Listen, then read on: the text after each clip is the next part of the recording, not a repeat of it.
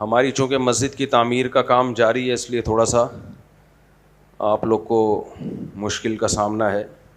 تو پہلے فرنٹ والا حصہ تعمیر ہوگا انشاءاللہ، بیسمنٹ بھی بنے گی، پھر اس کے بعد ہم آگے چلے جائیں گے، پھر یہ ساتھ میں مدرسہ بھی بنے گا. تو اس میں روکڑا بھی چاہیے، تو اس میں جو تعاون کرنا چاہیں وہ تعاون کریں. یہ صدقہ جاریہ ہوگا انشاءاللہ. اور اکاؤنٹ نمبر کی ڈیٹیل وہ میں کئی بار شیئر کر چکا ہوں. تو کسی کو بھی پیسے دیں تو فاؤنڈیشن کی، مسجد کی تعمیر کی رسید لازمی لیں. اللہ تعالیٰ نے ان آیتوں میں انسان کو اس کی حیثیت بتائی ہے. انا خلقناہم مما یعلمون. اللہ فرماتے ہیں ہم نے تمہیں جس چیز سے بنایا ہے ہمیں معلوم ہے. بہت دفعہ اس آیت پر بیان ہو چکا ہے. ایک ہی بات کو میں مختلف طریقوں سے بیان کرتا رہا ہوں. اوقات یاد وہاں دلائی جاتی ہے جہاں انسان اپنی اوقات کو بھول جاتا ہے. تو اللہ کو معلوم ہے کہ انسان چونکہ اپنی اوقات بھول چکا ہے، اس لیے اسے یاد دلانا ضروری ہے. سب سے زیادہ اوقات بھولتا ہے کافر. آج دنیا مادہ پرستی کہتے ہیں، خواہشات کی غلامی. بس جو دل چاہے وہ کرو، اور کامیابی بھی اسی کو سمجھا جاتا ہے. آپ دنیا میں کامیاب انسان کسے دیکھیں گے؟ جس کی خواہشات پوری ہوتی ہوں. غریب آدمی کو کامیاب سمجھا جاتا ہے یا ناکام؟ جواب دو شاباش جلدی سے. ناکام، کیونکہ وہ اپنی ساری خواہشات پوری نہیں کر سکتا. جیب میں ہاتھ ڈالتا ہے، گٹکا کھانے کا دل چاہتا ہے، جیب میں ہاتھ ڈالتا ہے، گٹکے کے پیسے نہیں ہوتے.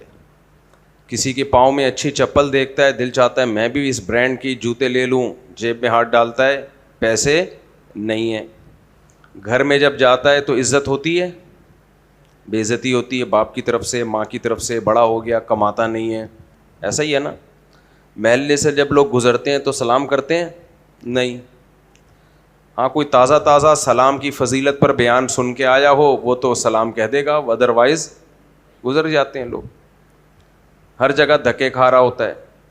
سب سے بڑی بات، کہیں نکاح کا پیغام بھیجے گا تو غریب بھی شادی نہیں کر رہے ہوتے اس سے. تو نہ اس کی شادی ہو رہی ہے کہیں، نہ اس کے عزت مل رہی ہے کہیں، اس کو گٹکے تک کے پیسے نہیں ہیں. تو اسی وجہ سے پوری دنیا میں ناکام ترین انسان کس کو سمجھا جاتا ہے؟ جواب دو نا آپ لوگ، بولو. غریب کو. ایک گالی بن چکا ہے غریبو. آپ نے سنا ہوگا نا، یہ گالی ہے غریبو. تو جتنے غریب ہیں بیچارے بے ہوش ہونے لگتے ہیں ایک دم سے، یار ہمیں گالی دی ہے اس نے. لیکن پھر سوچتے ہیں کہ بولا تو صحیح ہے کہ ہم ہیں ہی غریب. تو اس لیے دنیا میں غربت ایک سب سے بڑا عیب سمجھا جاتا ہے. میں کبھی بھی یہ نہیں کہہ رہا کہ عیب ہے، میں بار بار کیا کہہ رہا ہوں، سمجھا جاتا ہے. اس کو کیوں سمجھا جاتا ہے؟ غریب آدمی کی خواہشات پوری نہیں ہوتی. اسی طرح صحت مند کو کامیاب سمجھا جاتا ہے یا بیمار کو؟ بتاؤ. صحت مند کو. بیمار آدمی کیا سمجھا جاتا ہے؟ بولو نا. ناکام ہے. بیمار ناکام آدمی، کیونکہ اس کی بھی خواہشات پوری نہیں ہوتی. شوگر کا مریض مٹھائی کھانا چاہے نہیں کھا سکتا، ہڈیاں خراب ہو رہی ہوتی ہیں بیچارے کی روز بروز. گردے کا مریض ڈائلسس پر ہوتا ہے، 20 چیزوں سے پرہیز ہے اس کا. اور بیماریوں کی بے شمار اقسام ہیں. ہمیشہ صحت مند کو کامیاب سمجھا جاتا ہے، بیمار کو کامیاب بولو نہیں سمجھا جاتا. اچھا، ترقی یافتہ کو ناکام سمجھا جاتا ہے یا کامیاب سمجھا جاتا ہے؟ کامیاب. اور جو ترقی نہیں ہے وہ کامیاب سمجھے جاتے ہیں یا ناکام؟ ناکام. تبھی ہم پاکستانی کامیاب قوم سمجھے جاتے ہیں یا ناکام؟ ناکام. اور جیپنیز یہ ناکام سمجھے جاتے ہیں یا کامیاب؟ کامیاب. دنیا کی کامیاب ترین قومیں جرمن ہیں، جیپنیز ہیں، امریکن ہیں، وغیرہ وغیرہ. کامیاب لوگ ہیں. ٹرینیں بنا لی انہوں نے، 1 سیکنڈ میں ٹرین میں آپ بیٹھو یہاں سے وہاں. ہمارے یہاں 1 سیکنڈ میں ٹرین میں بیٹھ ہی نہیں سکتے آپ. کیا خیال ہے؟ آپ 1 سیکنڈ میں ٹرین میں بیٹھ ہی نہیں سکتے, رش کے دنوں میں تو دھکے لگ رہے ہوتے ہیں وغیرہ وغیرہ. تو یہ ساری چیزیں سکسیس کامیابی وغیرہ وغیرہ. اگر آخرت کو نہ مانا جائے تو یہ ڈیٹیل بالکل ٹھیک ہے. تبھی کافر نے جو کامیابی کا معیار متعین کیا ہے نا, وہ کافر کی تھیوری, کافر کے نظریے کے مطابق بالکل درست ہے. وہ کیا ہے؟ بالکل درست ہے. اگر آخرت نہیں ہے, موت کے بعد اللہ کو ہم نے حساب و کتاب نہیں دینا, اللہ نے اس کائنات کو بے مقصد بنایا ہے, تو ظاہر ہے جو زیادہ عیاشی کر رہا ہے وہ زیادہ کامیاب ہے. جس کو عیش و عشرت کے موقع نہیں مل رہے وہ دنیا کا ناکام انسان ہے. تو اس میں کوئی غلط بات نہیں ہے. اس لیے کافر لوگ جب یہ بات کرتے ہیں کہ پیسہ ہی سب کچھ ہے, عزت ہی سب کچھ ہے, صحت ہی سب کچھ ہے, تو کافر اپنے نظریے کے مطابق غلط, بولو بات ہی کمپلیٹ نہیں کر رہے, غلط نہیں کہہ رہا ہوتا, وہ صحیح کہہ رہا ہوتا ہے. یہ جو کہتے ہیں نا پیسہ ہی سب کچھ نہیں ہوتا, بھائی سب کچھ ہوتا ہے, ڈرامے بازی مت کیا کرو. اگر سب کچھ نہیں ہوتا اپنا پیسہ مجھے دے دے. یہ باتیں کر رہا ہوتا ہے نا پیسہ ہی سب کچھ نہیں ہوتا, اس سے کہیں بالکل نہیں ہوتا, لا 5,000 روپے دے مجھے, سب کچھ پیسہ ہی نہیں ہوتا. تو پھینک رہے ہوتے ہیں لمبی لمبی موٹیویشنل اسپیکر, ایسی باتیں کر رہے ہوتے ہیں. ایکچولی اصل میں انسان کو آنیسٹ ہونا چاہیے. اس طرح کی باتیں اب آج کل بہت کم آ رہے ہیں موٹیویشنل اسپیکر. ایسا ہی ہے نا, یا میرے سامنے ویڈیوز نہیں آتی. اے بھائی جب مجھے یاد ہے 2-4 سال پہلے ایک ٹرینڈ چلا تھا, ہر شخص ٹریننگ دے رہا تھا لوگوں کو, موٹیویشنل اسپیکر بن کے لوگوں کو گائیڈ کر رہا تھا. یہ تھا نا 3-4 سال پہلے ایک ٹرینڈ چل رہا تھا نا, یہ کیا خیال ہے؟ تو اب بھی ہے وہ, یہ کم ہو گیا؟ مجھے لگتا ہے کم ہو گیا.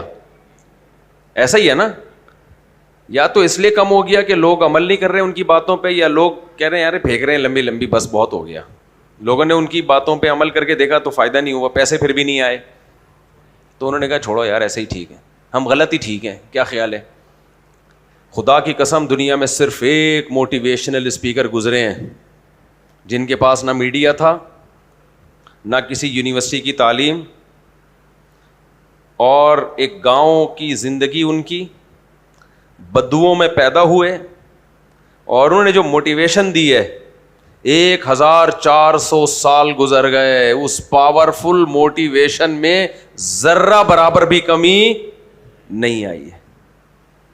یہ موٹیویشنل اسپیکر کسی سے ایک روزہ رکھوا کے دکھا دیں, نہیں آئی سمجھ میں بات. یہ لوگوں کو فضائل سنائیں کہ کم کھانا چاہیے, success is the name of کم کھانا. میری گلابی انگلش ہے, اسی طرح چلاتا ہوں میں. Success is the name of کم کھانا. کم کھانے کو کیا کہا جاتا ہے؟ ایک مثال دے رہا ہوں, سکسیس اس کو کہتے نہیں ہے, مثال تو کسی بھی چیز کی دی جا سکتی ہے نا. لہذا سب روزہ رکھیں, کوئی ایک بھی نہیں رکھے گا. کیا خیال ہے, رکھے گا؟ بولے جاؤ بھاڑ میں. اور رکھے گا تو بیچ میں لا کے توڑ دے گا, اور توڑے گا بھی 2-4 گھونٹ تو پانی لازمی. جب شدید پیاس لگے گی نا 2 گھونٹ تو پانی پیے گا. بولے گا موٹیویشنل اسپیکر ہے, ہمارا باپ نہیں ہے, اتنی تو ہم اپنے باپ کی نہیں مانتے, اس کی کیوں مانے ہم.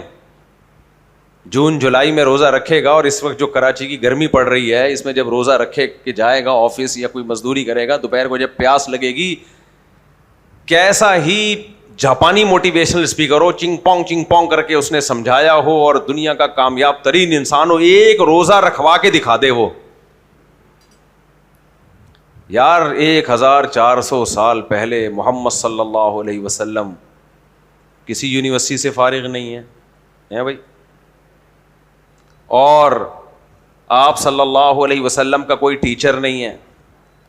جس قوم میں پیدا ہوئے وہ لکھنا پڑھنا بولو نہیں جانتی. ما تخطہ بیمینک, دائیں ہاتھ نے لکھا نہیں ہے.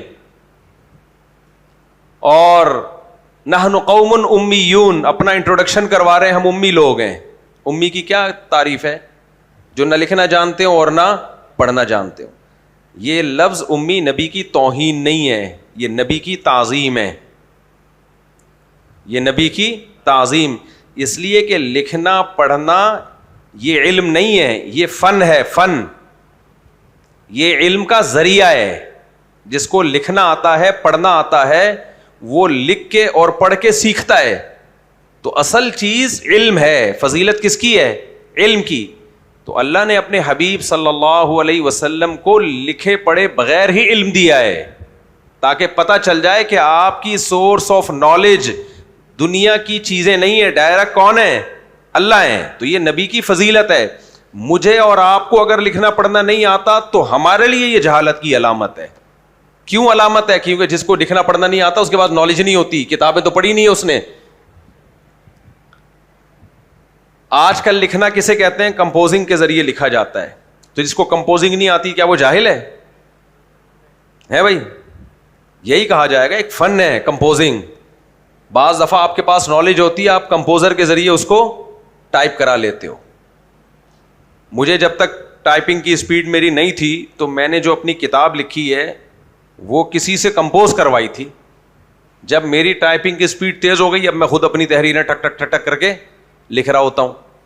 تو اس لیے یہ جو علماء نے لکھا ہے نا کہ نبی کریم صلی اللہ علیہ وسلم امی تھے, تو یہ امی ہونا نبی کریم صلی اللہ علیہ وسلم کی تعظیم ہے, توہین نہیں ہے. کیوں؟ آپ کے پاس جو سورس آف نالج تھی وہ ڈائریکٹ اللہ اور جبریل کے ذریعے اللہ آپ کو علم سکھاتا تھا. تو اب میں آپ سے کہتا ہوں کہ آپ امی قوم میں پیدا ہوئے, پیدائش سے پہلے باپ کا سایہ سر سے,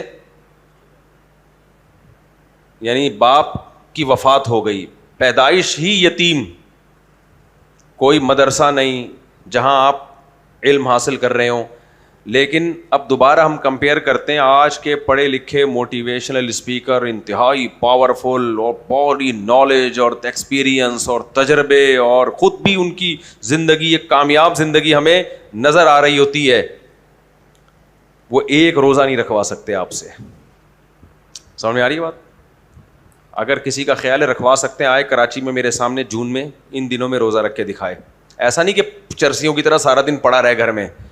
کراچی کے جو کمبختوں کے روزے چل رہے تھے نا رمضان میں, روزوں کا بھی بیڑا غرق کر دیا ہے یار. روزوں سے جو روحانی طاقت ملتی, جو صحت کو فائدہ ہوتا, دونوں طاقتیں ملتی ہیں. صحت کی مادی طاقت بھی ملتی ہے روزہ رکھنے سے, اور روحانی طاقت بھی بڑھتی ہے. کراچی کے پوستیوں اور چرسیوں نے وہ ساری حکمت مصلحت رمضان میں فوت. پوری رات جاگتے ہیں, سحری کھا کے چرسیوں کی طرح سو جاتے ہیں. ایسے لوگ ہیں 4 بجے اٹھے, ان میں تو کچھ نماز ہی قضا کر دیتے ہیں, اور کچھ 4 بجے اٹھے تو جلدی جلدی ظہر کی نماز پڑھی, بس قضا ہونے والی تھی ابھی, اور پھر سو گئے. تو اس سے پھر کیا ہوتا ہے کہ چاند رات کو اور ان کا وزن بڑھ چکا ہوتا ہے, اور پھر افطاری میں ایسے بیٹھے جیسے دن بھر بیچاروں نے کنواں کھودا ہے, صبح کے نکلے ہوئے ہیں, بھوک پیاس سے پیٹ پہ پتھر باندھنا پڑ گیا تھا ان کو, اور پھر افطاری میں جو سموسے پکوڑے پھوڑتے ہیں, مغرب کی جماعت بھی جاتی ہے ان کی, خوب کھاتے ہیں کہ جی آج تو روزہ تھا, آج تو روزہ تھا. تو یہ والا روزہ نہیں. ہماری شریعت یہ بھی تو کر سکتی تھی نا. دیکھو اللہ تعالیٰ نے وجعلنا اللیل لباسا وجعلنا النہار معاشا, ہم نے دن کو معیشت کا ذریعہ بنایا ہے. صبح نکلو گھر سے, کام کاج کرو. ابھی ایک ڈاکٹر کی میں ویڈیو دیکھ رہا تھا, وہ کہہ رہے تھے کہ یہ جو وائٹامن ڈی ہے نا, ڈی, یہ جو سن لائٹ ہے نا, اکثر آپ نے سنا ہوگا صبح کی روشنی لینی چاہیے, صبح کی سن لائٹ آپ نے سنا ہوگا نا. یہ جو سورج کی پہلی کرن ہوتی ہے اس سے وائٹامن ڈی ملتا. مجھے یہ بات کبھی بھی سمجھ میں آئی نہیں, مجھے سمجھ میں نہیں آئی, اس لیے کہ میرا جو اپنی باڈی پہ تجربہ تھا نا, ہم نے, میرے والد صاحب کو اللہ جنت نصیب کرے, ان کی عمر یعنی جنت میں ان کو اونچے درجات عطا فرمائے. ہمارے والد صاحب نے ہمارے لیے گھر بڑا لیا ہوا تھا, یہ بڑا خاندانی کام کیا. ہمارا گھر کیا تھا؟ بڑا تھا, جس میں کھلا ڈلا صحن تھا, کیونکہ میرے والد صاحب وہ نیچر سے بڑی محبت کرتے تھے. ان کی یہ فطرت نہیں تھی کہ پورے گھر پہ کمرے ومرے بنا کے پورا اس کو سن لائٹ بھی ختم کر دو, وینٹیلیشن بھی ختم کر دو. فوجی آدمی تھے, بڑے ڈسپلن کے پابند تھے, اور ان کو یہ تھا کہ ہوادار ہو اور صحن بھی ہو گھر میں. صحن گھر میں ہو. تو ہمارے گھر میں کھلا ڈلا صحن تھا. اس صحن کی وجہ سے ہم دھوپ میں کھیلے بہت ہیں بچپن میں. نہیں آئی میرا خیال ہے بات. پھر والد صاحب نے کیاری بھی بنائی ہوئی تھی, ایک کیاری تھی, ہم جانور نہیں پالنے دیتے تھے, گندگی ہوتی ہے اس سے. کیاری بنائی ہوئی تھی گھر میں, اس میں والد صاحب نے آم کا درخت لگایا ہوا تھا. ہمارے اپنے گھر کا آم آتا تھا اور میں دیکھتا تھا, بہت چھوٹا تھا میں, والد صاحب روزانہ جب آفس سے گھر آتے, اس زمانے میں زیادہ یہ رواج, یہ میں بات کر رہا ہوں 81 82 کی, ہم 4-5 سال کے تھے اس وقت, 81 82 کی, 5 سال کی باتیں بچے کو یاد رہ جاتی ہیں. تو والد نیچے ہمارا ٹینک تھا پانی کا. اس وقت گورنمنٹ جو ہمیں پانی دیتی تھی نا, تو ہوا زیادہ آتی تھی, اس میں پانی کم آتا تھا. نل کے کھولتے تھے, کافی دیر تک آکسیجن ملتی تھی ہمیں, اس کے بعد پانی آنا, پھر وہ پانی بھی کبھی ایک دم پریشر سے آ رہا ہے, تو وہ ہم منظر دیکھتے تھے. تو ٹینک بھرتا تھا, تو موٹر چلانے کے لیے اوپر کوئی, یعنی پانی اوپر ٹینکی میں چڑھانے کے لیے الگ سے موٹر نہیں تھی. عام طور پہ گھروں میں یہی ہوتا تھا. یہ تو بعد میں رواج آیا نا بہت زیادہ موٹروں کا, کہ ایک موٹر وہاں سے پانی کھینچ رہی ہے. اچھا, بغیر موٹر کے ڈائریکٹ گورنمنٹ کا پانی آتا تھا, ہوا کے ساتھ آتا تھا, لیکن آتا خود تھا. اب تو موٹریں لگا لگا کے کھینچ رہے ہیں نا, پہلے گورنمنٹ جو پانی دیتی تھی وہ ڈائریکٹ نیچے ٹینک میں آیا. تو والد صاحب کیا کرتے تھے, بالٹیاں بھر بھر کے اوپر ٹینکی بھی بھرتے تھے, اوپر ٹینکی, اور دوسرا کام یہ کرتے تھے کہ آم کے درخت کو نہلاتے تھے روزانہ. وہ منظر مجھے یاد ہے, بالٹی بھر کے لائے اور یہ اٹھا کے آم کے درخت پہ, تاکہ وہ صاف ستھرا نیٹ اینڈ کلین ہو جائے. سمجھ میں آ رہی ہے بات؟ میں قصے برائے قصے سنانے کے لیے نہیں بیٹھا, میرا مقصد آپ کو موٹیویٹ کرنا ہے. سمجھ میں آ رہی ہے بات؟ تو گارڈننگ کا یعنی اس حد تک بہت زیادہ نہیں, لیکن آم کے درخت اور یہ سب کا تھا ان کو, تو انہوں نے درخت لگایا ہوا تھا آم کا. تو ہم نے دھوپ میں کھیلے ہم. اچھا, وہ آم کے درخت میں بعد میں پتہ نہیں کوئی کیا ہو گیا کہ اس کو کاٹنا پڑا, خیر کوئی کیڑے ویڑے پڑ گئے تھے, کچھ مسئلہ ہو گیا تھا اس کے ساتھ. خیر جی, اب مسئلہ یہ ہے کہ ہم کھیلے دھوپ میں, صحیح ہے نا, دھوپ میں بہت کھیلے ہم. اب میری اپنی نیچر کیا ہے, میں زیادہ دیر اندھیروں میں نہیں بیٹھ سکتا دن کے وقت. جیسے لوگ, میں اپنے آفس ہے نا اس میں جب کام کرتا ہوں, آدھا پونا گھنٹے کے بعد میں جا کے دھوپ میں گھوم کے آتا ہوں. سمجھ میں آ رہی ہے بات؟ کیونکہ دماغ بند ہونا شروع ہو جاتا ہے. اور میں نے اس دھوپ کے فائدے اپنی باڈی پہ خود محسوس کیے ہیں. بہت مشکل ہے سمجھانا. کیا مطلب؟ مجھے پتا ہے کہ یہ دھوپ جب باڈی پہ لگتی ہے تو جسم میں کیا کیا تبدیلیاں آتی ہیں, اور دھوپ نہ لگے تو کیسے جسم بند ہونا شروع ہو جاتا ہے انسان کا. میں روزانہ 15-20 منٹ نا کرتا اتار کے تیز دھوپ میں گھومتا ہوں, جس سے ڈاکٹر منع کرتے ہیں. ڈاکٹروں کی ایسی کی تیسی. ڈاکٹر کہتے ہیں ایکچولی یہ دھوپ جب باڈی پہ ڈائریکٹ لگتی ہے تو اس میں ٹھش پش ہوتا ہے. جب بھاڑ میں جائے یار سالے, ایسے تمہارے ہوتا ہوگا, ہمارے نہیں ہوتا. بچپن سے ہم اب تک دھوپ ڈائریکٹ باڈی پہ بولو لگا رہے ہیں, کالے بھی نہیں ہوئے. آپ کے سامنے جتنے تھے ہونے تو ہو گئے کالے. تو ہاں, آسٹریلیا کی دھوپ ڈائریکٹ نہ لیں, کیونکہ وہ اوزون گیس نہیں ہے نا بعض ملکوں میں.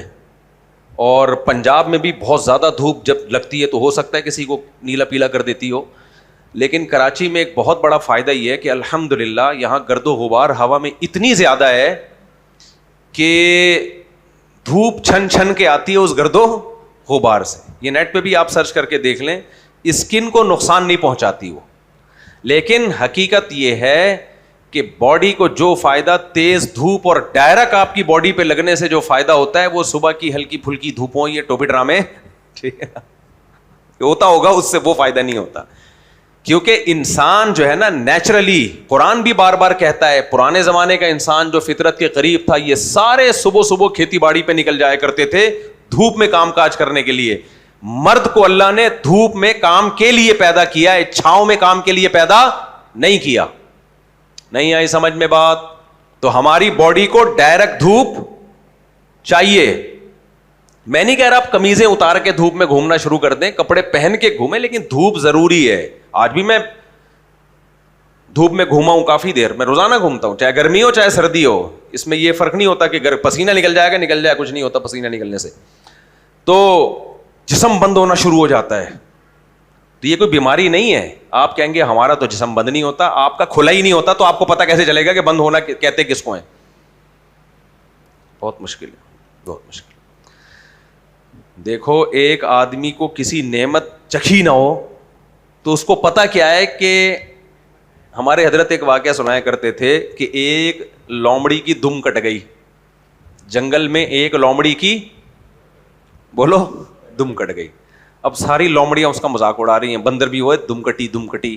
لومڑی بڑی ہوشیار تھی, اس نے کیا کیا, اس نے سارے جانوروں کو جمع کیا اور اس نے بولا کہ دیکھو بات اصل میں یہ ہے کہ یہ دم کٹی نہیں ہے, میں نے اسپیشلی کاٹی ہے. وہ چاہتی تھی کہ سب کی کٹوا دوں میں کسی طریقے سے. تو ایکچولی بات اصل میں یہ ہے کہ میں نے خود کٹوائی ہے, کیونکہ مجھے کسی پڑھے لکھے نے بتایا تھا, پڑھی لکھی لومڑی نے بتایا تھا کہ یہ دم کا ایک ویٹ ہوتا ہے اور یہ بعض دفعہ کسی کے پاؤں کے نیچے آنے کا بھی خطرہ ہوتا ہے, تو اس کے بڑے سارے نقصانات ہیں. چلتے ہوئے زمین پہ رگڑ بھی لگتی ہے, کانٹے بھی چبھ سکتے ہیں, اتنی ساری ٹینشنیں ہیں اس میں, کٹوا دو. تو جب سے میں نے کٹوائی یہ بہت ایزی فیل کر رہی ہوں میں, لائٹ ویٹ ہو گیا, کہیں پھنس نہیں رہی ہے بھائی, کسی کے پاؤں کے نیچے آ نہیں رہی ہے. تو اس سے پہلے کہ سارے جانور اپنی دم کٹواتے, بندر آپ کو پتا ہے 1.5 ہوشیار ہوتا ہے, اس نے بولا لوگو یہ لومڑی ہے, اس کی باتوں میں مت آنا, یہ چاہتی ہے کہ جیسے اس کی دم کٹ گئی ہم سب کی دم کٹ جائے. تو بات یہ ہے کہ بعض چیزیں میں, جیسے یہ تو الٹی مثال میں نے دی نا, بعض دفعہ کسی کو کوئی نعمت ملی ہوتی ہے, میجورٹی اس نعمت سے محروم ہوتی ہے, تو وہ چاہتے ہیں کہ جس کو ملی ہوئی ہے نا وہ بھی محروم ہو جائے. تو میرے بھائی جیسے کسی سے نعمت چھن گئی تو اس کی وجہ سے دوسروں سے نہیں چھینی جائے گی, تو کسی کو کوئی نعمت ملی ہوئی ہے تو اس کی وجہ سے دوسروں کو, جن کو نہیں ملی ہوئی وہ اس سے نہ چھنوائیں. تو مجھے بھی لوگ کہتے ہیں نہیں دھوپ میں بیٹھا کرو, یہ اسکن میں یہ ہو جاتا ہے, فلانا ہو جاتا ہے. میں کہتا ہوں بھائی جتنا فریش ہوتا ہے نا آدمی, دماغ کھلتا ہے اس کا دھوپ میں بیٹھنے سے, تو وہ آپ لوگ چونکہ بیٹھتے نہیں ہو, آپ لوگ کو عادت نہیں ہے, اس لیے آپ لوگ کو وہ محسوس ہی نہیں ہو رہا نا. باڈیاں ہو گئی ہیں سست, دماغوں نے کام کرنا چھوڑ دیا ہے. میں یورپ میں تھا نا, وہاں بہت لمبی لمبی راتیں, یعنی 3 بجے سورج غروب ہو رہا تھا اور صبح 9 بجے سورج نکل رہا تھا, رات ہی رات. اتنا دماغ خراب ہوا ہے جب میں کراچی آیا ہوں, میں نے یہاں سن لائٹ دیکھی ہے, اتنی خوشی ہوئی ہے کہ کتنی بڑی نعمت ہے اللہ کا تعالیٰ کی. قرآن بلا وجہ تھوڑی بار بار دن کی روشنی کو نعمت بتاتا ہے. قرآن جس چیز کو ایک بار نہیں درجنوں بار ہائی لائٹ کر رہا ہو کہ ہم نے دن کو تمہارے لیے کمانے کا ذریعہ بنایا, کیا مطلب دن میں گھر سے باہر نکلو کمانے کے لیے, کیا کرو باہر نکلو, اور آپ بیٹھے ہوئے ہو. آفس بھی گھر کی طرح ہی ہو گیا نا, جب لائٹ ہی نہیں ہے اس میں, سن لائٹ نہیں ہے تو وہ تو گھر بن گیا. اور بار بار قرآن کہہ رہا ہے کہ ہم نے رات کو لباس بنایا. اس سے پتہ چلتا ہے دن میں دن کی روشنی نعمت اور رات میں رات کے اندھیرے نعمت. رات کو جتنا اندھیرا ہوگا اتنا اچھا, اور دن میں جتنی روشنی ہوگی اتنا اچھا. ہم نے الٹا کر دیا. دن میں ہم انڈور بیٹھ کے کام کر رہے ہوتے ہیں, ٹھش پش لگے ہوئے ہیں, اور رات میں موبائل اور ٹیلی ویژن کی اسکرین, اس نے اندھیرے ہم سے چھین لیے. تو یہ باقاعدہ گوروں کی ریسرچ ہے کہ یہ جو رات میں اندھیرے ہم نے اپنے آپ سے چھین لیے ہیں نا, اندھیرے جو چھین لیے ہم نے, یہ کس قدر دماغ کو ڈیمیج کرتے ہیں. یہ موبائل پہ لگے ہوتے ہیں رات کو, اسکرین پہ دیکھا ہوگا آپ نے, لیٹتے ہوئے موبائل دیکھ رہے ہیں. پہلے زمانے میں جو رات میں لائٹ یوز ہوتی تھی وہ آگ جلا لی یا چراغ جلا لیا. آپ ماہرین سے پوچھیں, آگ اور چراغ کی جو روشنی ہے وہ اتنی تھوڑی ہوتی ہے کہ وہ آپ کے دماغ کو ڈیمیج نہیں کرتی. اس کے برعکس یہ جو اسکرین ہے, موبائل کی ہو یا لیپ ٹاپ کی ہو یا یہ دوسری اسکرین ہے, یہ بہت پاورفل لائٹ ہوتی ہے یہ. تو میرا مقصد ابھی کوئی سائنس کا ٹاپک چھیڑنا نہیں ہے, میرا مقصد تو یہ کہ بھائی فطرت سے بغاوت مت کرو. جو آج کل ڈپریشن کی بیماریاں, ابھی میں کینیڈا سے ہو کے آیا ہوں نا, ایک سائیکالوجسٹ مجھے ملے تھے, ڈاکٹر ہیں, کہتے ہیں میرے پاس جتنے پیشنٹ آ رہے ہیں نا مفتی صاحب, کہاں کے پیشنٹ, گھٹنے کے مریض نہیں, کڈنی کے مریض نہیں, کہاں کے مریض, کھوپڑی کے مریض. آپ کو پتہ ہے کھوپڑی کا مریض سب سے خطرناک ہوتا ہے. کڈنی کی بیماری ہوگی نا بھائی, پتھری یہ نکال بھار کر ٹھیک ہو گیا, یہی ہوتا ہے نا. پیٹ خراب ہوا ہے, دیکھ لو بھائی ایسیڈیٹی ہے, یہ وہ کھاؤ ٹھیک ٹھاک ہوگی. کھوپڑی جب خراب ہوتی ہے نا اس کو ٹھیک کرنے والے کی بھی کھوپڑی خراب ہو جاتی ہے, کیونکہ اوٹ پٹانگ سی باتیں کر رہا ہوتا ہی ہے. اس کی وجہ تلاش کرنا کہ اس کو ٹینشن ہے کیا, یہ خود ایک مشکل کام ہے. میرے پاس جب کوئی بیچارے مریض آتے ہیں نا ڈپریشن ٹینشن کے, تو میں خود بہت پریشان ہو جاتا ہوں, کیونکہ ان کی پکڑائی میں نہیں آ رہے ہوتے. وہ کبھی کیا بول رہے ہیں, کبھی کیا بول رہے ہیں. بھائی تیرے ساتھ مسئلہ کیا ہے؟ تو مسئلہ ہونے کی وجہ سے وہ مسئلہ کو بیان بھی نہیں کر پا رہا ہوتا, کیونکہ کھوپڑی کام نہیں کر رہی. انسان کی پہچان ہے کس سے؟ کھوپڑی سے تو ہے انسان کی پہچان. وہی صحیح کام کرنا بند کر دے تو انسان تو گیا, بیڑا غرق ہو گیا. ساری دنیا کی دولت سمیٹ کو اس کو دے دو گے, وہ خوشی میں نہیں ہوگا. تو جو سائیکالوجسٹ ہے انہوں نے مجھے بتایا کہ ہمارے پاس جو مفتی صاحب پیشنٹ آ رہے ہیں نا جو ڈپریشن کی, ایک تو ملکوں میں ڈپریشن بہت زیادہ ہے, یہ بھی بڑا مسئلہ ہے. کہہ رہے ہیں سب سے پہلے ان کے علاج میں ہم پتہ ہے کیا بتاتے ہیں ان کو؟ رات کو جلدی سو اندھیروں میں. نہیں آئی سمجھ میں بات؟ بہت مشکل ہے یار. رات کو جلدی سو, بولو, اندھیرے میں. وہ اندھیرا جو قدرت نے ہمیں دیا ہے اس سے بغاوت مت کرو, اور فجر کے بعد سونا بھول جاؤ. وہ ڈاکٹر صاحب بتا رہے تھے کہ جب تک یہ جو ڈپریشن اور اسٹریس کی بیماری ہے نا, اس میں فجر کے بعد سونے کا بہت بڑا دخل ہے. وجہ اس کی ہے کہ بھائی آپ کس سے لڑ رہے ہو؟ ایک طرح سے نا خدا سے لڑ رہے ہو آپ, صحیح ہے نا؟ کس سے لڑ رہے ہو؟ دیکھو ایک پیٹ بھرنے کے لیے اللہ نے کیا بنائی؟ روٹی بنائی, چاول بنائے, گوشت بنایا, دال بنائی. کیا خیال ہے آپ پلاسٹک کی تھیلیاں کھانا شروع کر دو تو کس سے لڑ رہے ہو؟ نہیں, تم لوگ کو سمجھ میں نہیں آئے گا. اللہ تعالیٰ قرآن مجید میں کہتے ہیں ہم نے آسمان سے پانی برسایا, ہم نے تمہارے لیے نباتات پیدا کیے. یہ کون کہہ رہا ہے؟ اللہ. ہم نے انار بنایا تمہارے لیے, ہم نے انگور بنائے تمہارے لیے, ہم نے طرح طرح کے نباتات پیدا کیے, ہم نے دودھ پیدا کیا. یہ ساری چیزیں کس نے پیدا کی ہیں؟ اللہ نے. آپ نے کہا ہم نے ذرا ٹیکنیکل سائنس لڑائی, ہم نے کہا کہ یار یہ سب چیزوں سے گلوکوز بنتا ہے اور جس سے ہمیں انرجی ملتی ہے. ڈائریکٹ گلوکوز کی بوتلیں چڑھانا شروع کر دی, اس میں منرلز بھی ڈال دی ہم نے کہ بھائی ہم نے دیکھا آم میں یہ چیزیں ہیں, انگور میں یہ چیزیں ہیں, کیلے میں یہ, تو یہ ساری چیزوں کے ہم نے لے لیے, ملٹی وٹامن لے لیے یا سپلیمنٹ لے لیے اور گلوکوز کی بوتل میں ڈالے. گلوکوز بھی مل گیا, آئرن بھی مل گیا, میگنیشیم بھی, پوٹاشیم بھی, سب چیزیں مل گئیں. کتنے دن تک ملیں گی؟ تھوڑے دنوں میں باولا ہو جائے گا کہ نہیں ہو جائے گا؟ کیوں بھائی؟ کس سے لڑ رہا ہے؟ فطرت سے لڑ رہا ہے, صحیح ہے نا؟ کس سے لڑ رہا ہے؟ فطرت سے لڑ رہا ہے. تو اس لیے خوب اچھی طرح سمجھ لو کہ یہ جو اسٹریس اور ڈپریشن کی بیماری کا ایک بہت بڑا ذریعہ اور بہت بڑا سبب ہے, اس کی ایک بہت بڑی وجہ کیا ہے؟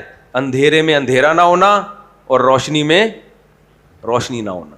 آپ تجربہ کر کے دیکھ لو, فجر کے بعد آپ 12 بجے سو کے اٹھو گے نا, تھوڑی دیر میں دوبارہ تھکے ہوئے ہو گے آپ, تھوڑی دیر میں, آدھے گھنٹے بعد دوبارہ آپ تھکے ہوئے ہو گے. اور آپ رات کو جلدی سو کے صبح 4-5 بجے اٹھ جاؤ, 1-2 بجے تک آپ تھکاوٹ محسوس نہیں کرو گے. اور اگر محسوس کر رہے ہو تو اس کا مطلب اندر کا سسٹم کیا کر دیا ہے؟ خراب کر دیا ہے, جو ابھی تھوڑے دنوں میں خود بخود سیٹ ہو جائے گا. میں ٹاپک سے ہٹ گیا, میں اپنے اصل ٹاپک کی طرف دوبارہ آتا ہوں. میں مثال دے رہا تھا, ایک تو میں وہ بات بیچ میں نے شروع کی تھی کہ موٹیویشنل اسپیکر آج کل تھوڑے مارکیٹ میں کیا نظر آ رہے ہیں؟ شارٹ نظر آ رہے ہیں. خیر, میں یہ عرض کر رہا تھا کہ ہمیں کیا ضرورت ہے کسی سے موٹیویشن لینے کی؟ ہمارے پاس سید الانبیاء محمد صلی اللہ علیہ وسلم ہیں, جنہوں نے ہمیں سکسیس کی تعریف بھی بتائی کہ کامیابی کہتے کس کو ہیں, اور ہمیں اس کامیابی کو حاصل کرنے کا طریقہ بھی بتایا. اور دنیا میں ہمیشہ اس شخص کی بات کو سنا جاتا ہے جو آپ کو جس فیلڈ میں گائیڈ کر رہا ہے اس فیلڈ میں اس کا کامیاب تجربہ ہو, اور جس کا اپنا تجربہ ناکام ہو اس فیلڈ میں اس سے گائیڈنس لی جاتی ہے. بولو نا, نہیں. آپ نے اکثر دیکھا ہوگا یوٹیوب پہ فزیکل فٹنس کے جو ماہرین ہیں وہ بتا رہے ہوتے ہیں, جم کی ٹریننگ دے رہے ہوتے ہیں کہ یہ کھایا کریں, ایسے ایکسرسائز کیا کریں. اکثر اس میں وہ کامیاب ہوتے ہیں جن کی اپنی بھی فزیک اچھی ہو. کیا خیال ہے؟ اب کوئی ٹرینر آیا, توند نکلی ہوئی ہے, لیفٹ اور رائٹ کولا, وہ کنٹرول میں, کولے سمجھتے ہیں نا, کولے, وہ کنٹرول میں نہیں ہے بھائی, ادھر سے لٹکے ہوئے ہیں سب کچھ, اور وہ آ کے ٹریننگ میں کہہ رہا ہے کہ دیکھیں سب سے پہلے آپ نے بائسیپ, اس کے 12 سیٹ اس کے 10 دفعہ آپ نے یہ کرنا ہے, پھر ٹرائسیپ پہ آ جائیں آپ, پھر پش اپ پہ آ جائیں. لوگ بولیں گے تو کیوں نہیں آیا ہے, بولیں گے کہ نہیں بولیں گے؟ اور ایسے لوگوں کو نیچے دبا کے لوگوں نے گالیاں دی ہوتی ہیں. ایک ڈاکٹر ہے, اس کا حوصلہ بہت بڑا ہے یار, پتہ نہیں ڈاکٹر ہے بھی یا نہیں ہے.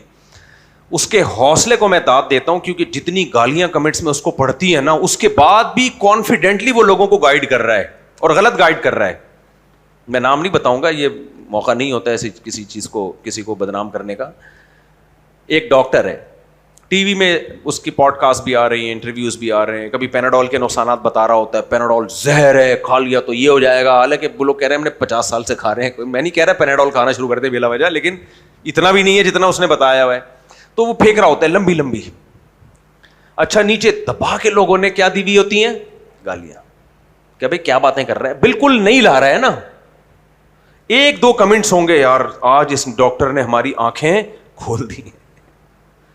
اچھا میرے گھر والے سن رہے تھے اس کو اور مجھے بھیج رہے تھے, یہ دیکھیں کیا کہا اس نے, کیسی ریسرچ.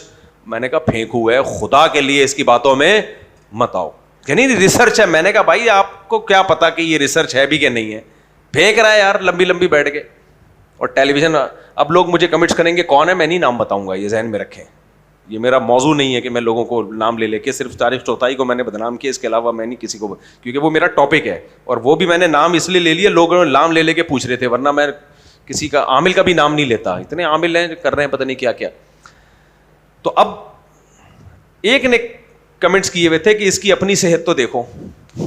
میں نے کہا یہ عقل مند آدمی, اپنی تمہاری توند نکلی ہوئی ہے, اپنی تم موٹے ہوتے جا رہے ہو اور تم لوگوں کو بیٹھ کے گائیڈ کر رہے ہو, تو اپنی صحت کیوں نہیں بنا لی تم نے, اپنی صحت کیوں نہیں بنا لی.